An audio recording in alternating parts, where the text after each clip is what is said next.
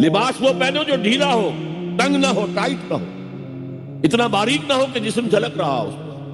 اپنے گریبانوں کے اوپر اپنی روڑنی ہوتی ہے بکل مار لو، تاکہ نسوانی حسن کا ایک بڑا حصہ ہے یہ چھاتی جو ہے، اس کو اور ایک کور ایڈیشنل مل جائے. کرتا تو ہے ہی، تو وہ سر پر بھی ہو اور اس کا ایک بکل جو ہے تمہاری سینے پر بھی آ جائے، ایڈیشنل کورنگ.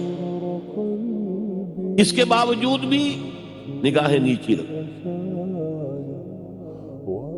باپ کی نگاہ بھی نہ پڑے تمہارے نسوانی حسن، وہ بھی مرد ہے. بھائی کی نگاہ نہ پڑے. اہل ایمان تم بھی اپنی نگاہیں نیچی رکھو، اور اہل ایمان عورتوں تم بھی اپنی نگاہیں نیچی رکھو.